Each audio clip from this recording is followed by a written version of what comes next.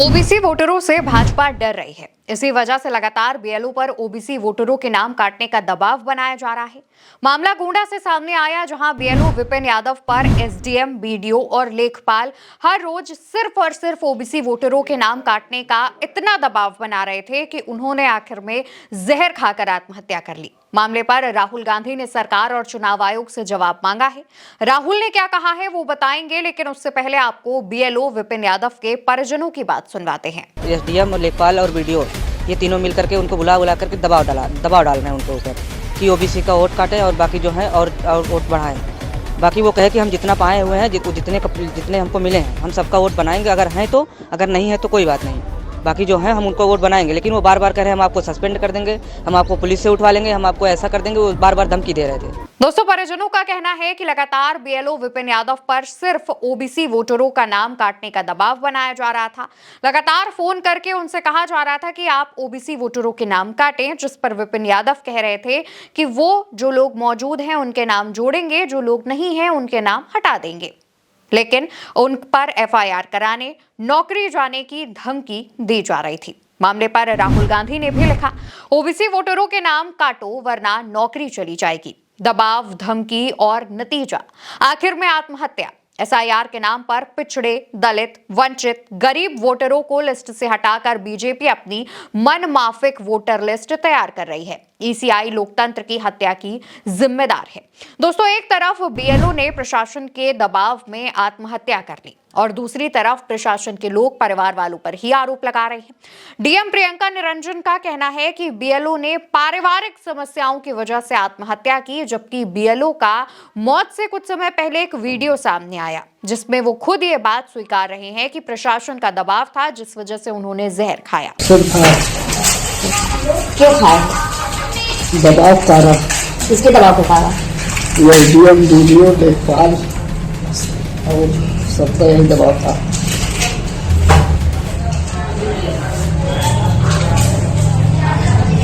अब कोई यार है आपको दबाव कराने? ये जो वीडियो आपने अभी देखा वो बीएलओ विपिन यादव की पत्नी ने रिकॉर्ड किया है। कथित तौर पर उनकी पत्नी उनसे सवाल पूछ रही है। यह तबका है जब विपिन यादव को इलाज के लिए लाया गया था और इस वीडियो में तमाम चीजें बताने के कुछ ही देर बाद बीएलओ विपिन यादव की मौत हो गई। यानी प्रशासन की संवेदनहीनता तो देखिए।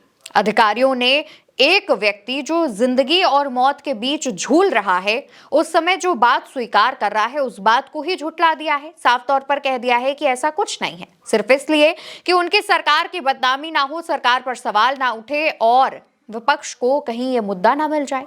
दोस्तों, राहुल गांधी ने बहुत समय पहले ही एसआईआर के नाम पर की जा रही धांधली का पर्दाफाश कर दिया था। आप देखिए किसका वोट कट रहा है, दलितों का वोट कट रहा है, पिछड़ों का वोट कट रहा है, ईबीसी का वोट कट रहा है, अल्पसंख्यकों का वोट कट रहा है, मतलब हिंदुस्तान के गरीब लोगों का वोट कट रहा है। राहुल ने बहुत पहले ही कह दिया था कि एसआईआर के नाम पर बस कुछ जाति धर्म के लोगों के ही वोट काटे जा रहे हैं और आज एक बीएलओ की मौत ने इस बात का खुलासा कर दिया है। बीएलओ विपिन यादव की मौत पर कांग्रेस ने भी सवाल उठाए। कांग्रेस के ऑफिशियल एक्स हैंडल से लिखा गया, यह है एसआईआर की वो हकीकत जिसके चलते बीएलओ आत्महत्या करने को मजबूर हो रहे हैं। असल में अंदर खाने ये आदेश दिया गया है कि पिछड़ों, दलितों, वंचितों और विपक्ष समर्थित वोटरों के नाम काटे जाएं और बीजेपी के हिसाब की वोटर लिस्ट बनाई जाए। ज्ञानेश कुमार और नरेंद्र मोदी लोकतंत्र को खत्म करने पर लगे हैं और एसआईआर उसी का औजार है। दोस्तों, आपको ये भी बता दें कि देश के 12 राज्यों में 4 नवंबर से चल रहे एसआईआर प्रोसेस में 25 बीएलओ की मौत हो चुकी है। वहीं सीएम ममता बनर्जी ने पश्चिम बंगाल में अब तक 35 बीएलओ की मौत का दावा किया है। इसको लेकर लगातार आवाज उठाई जा रही है, लेकिन उसके बाद भी चुनाव आयोग मामले का संज्ञान नहीं ले रहा है। टाइट डेडलाइन में बढ़ता काम का दबाव कई परिवारों से उनके लोगों को, उनकी खुशियों को, उनकी जिंदगियों को छीन रहा है। आरोप तो ये भी लगे कि एसआईआर कराने के प्रोसेस की ट्रेनिंग पहले से बीएलओस को नहीं दी गई, जिससे उनका काम का प्रेशर बढ़ रहा है। चलते चलते आपको ये भी बताते चले कि जमीन पर आपको जितने भी बीएलओ काम करते हुए दिख रहे हैं ये फ्रंट लाइन वर्कर्स हैं, यानी कि इनमें से कुछ सरकारी टीचर हैं, कुछ ऐसे हैं जो सरकारी काम पर हैं। वो अपने रोजमर्रा के काम, यानी अगर कोई सरकारी टीचर है तो वो पढ़ाने के साथ साथ जब उनकी स्कूल की छुट्टी होती है उसके बाद बीएलओ का काम कर रहे हैं। तकरीबन 15 से 16 घंटे की ये नौकरी उन पर मानसिक, शारीरिक दबाव बना रही है और इसका नतीजा ये हो रहा है कि देश भर में तमाम जो बीएलओज हैं वो आत्महत्या का रास्ता चुन रहे हैं, क्योंकि उन्हें इस बात की धमकी दी जा रही है कि अगर तुमने हमारे कहे अनुसार काम नहीं किया तो हम तुम्हारी नौकरी खा जाएंगे, हम तुम पर एफआईआर करा देंगे और हम तुम्हें और तुम्हारे परिवार को बुरी तरीके से परेशान कर रख देंगे। अपने परिवार की खुशियां बचाने के लिए, अपनी नौकरी बचाने के लिए और शायद इस आस में कि उनकी मौत के बाद उनके परिवार वालों पर कोई परेशानी ना आए, इस वजह से लोग आत्महत्या का ये रास्ता चुन रहे हैं।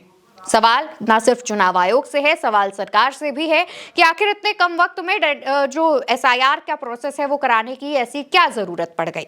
आपके पास वक्त है, आप आराम से एसआईआर करवाइए जिससे तमाम जो लोग हैं उन पर प्रेशर ना पड़े। फिलहाल के लिए इस खबर में इतना ही। खबर को लेकर आपकी जो राय हो वो जरूर बताइएगा और इस खबर को ज्यादा से ज्यादा शेयर कीजिएगा ताकि सरकार के और चुनाव आयोग के जो लोग हैं, जो अधिकारी हैं, उनकी नींद टूटे और इस पूरे मामले पर वो कुछ विचार करें। नमस्कार।